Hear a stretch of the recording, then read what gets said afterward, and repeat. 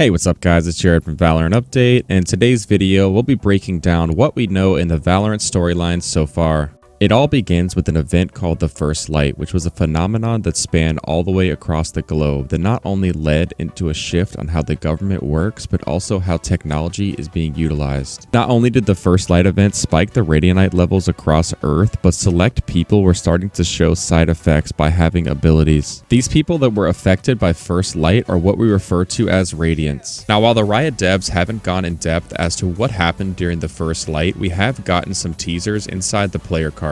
In the player card titled Corporate Takeover, we see that there's some type of meteor shower in the background with some big building with the letter K on it. I believe this is our most concrete hint as to what First Light was. It was a meteorite-like shower that crashed radionite down to Earth. In response to the raised radionite levels, a company called Kingdom began to monopolize the energy source. Each map in Valorant is a key piece for the Kingdom Corporation's radionite mining program. Problems started surrounding the involvement of radionite, and a shadow group called the Valorant Protocol was created to keep the world safe. The Valorant Protocol was founded by the agents Brimstone and Viper, but was secretly funded by an unknown source. Brimstone is the centerpiece around all the operations for the Valorant Protocol. As you can see on the range, he has his own briefing room downstairs where he receives email updates from the Valorant agents as well as voicemails on his cell phone. But there was one key rule to being a Valorant agent. It required you to leave your past life and activities behind forever, which means that each one of these agents has a specific motive for as to why they joined the Valorant Protocol.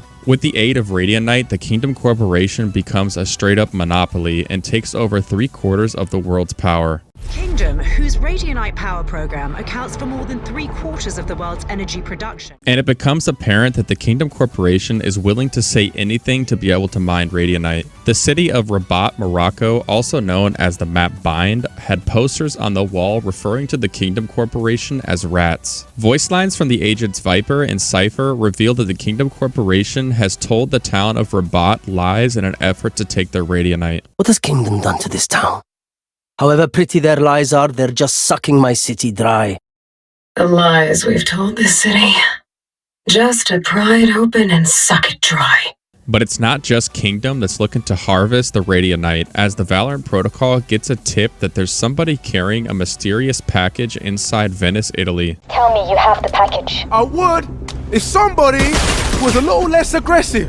The package contains something we refer to in Valorant as the Spike. The Spike is a device that you plant into the ground that will steal radionite from a certain area. It's revealed in the cinematic that the other person trying to take the Spike into Venice was in fact Jet, another Valorant agent. Jet gets away with the Spike and plants it in Venice, which ends up destabilizing the city and causing it to float in the sky. Which leaves us with the question, if Jet is a Valorant agent, why is she trying to get into Venice and plant a Spike in an effort to steal radionite? The Venice incident sends the Kingdom Corporation into a tailspin as their stocks start to crumble because people are doubting whether radionite is safe. The following day, the Valorant Protocol get called to Rabat, Morocco to respond to a spike that has been planted near the Kingdom facility.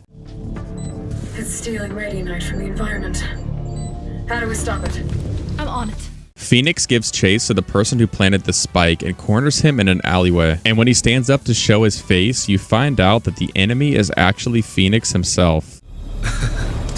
You should see your face. The enemy Phoenix escapes through the firewall, and in the background you see some type of blue pulse wave. The blue pulse wave is a rift, and you'll see the enemy Phoenix leaving the rift and connecting with the Jet that we saw from the first cinematic in Venice. But it's not just Jet and Phoenix that have mirrored agents, it's the entire Valorant Protocol, because these agents are from a separate Earth called Earth 2. Earth 2 is also referred to as Mirror Earth. Viper reveals to Phoenix that they knew all along about the mirrored agents and that other agents know about them as well. How come they look like us? And what do they want our radionite for? I'll talk to Brimstone. It's time we filled you in.